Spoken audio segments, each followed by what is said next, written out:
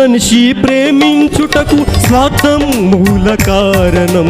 దేవా నీవు ప్రేమించుటకు నీ కృపయే కారణం.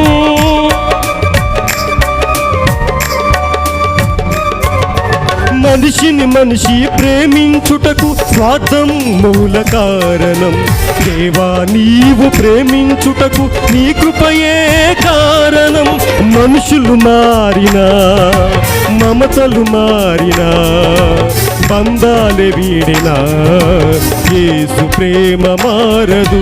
మనుషులు మారినా మమతలు మారినా బంధాలే వీడినా యేసు ప్రేమ మారదు.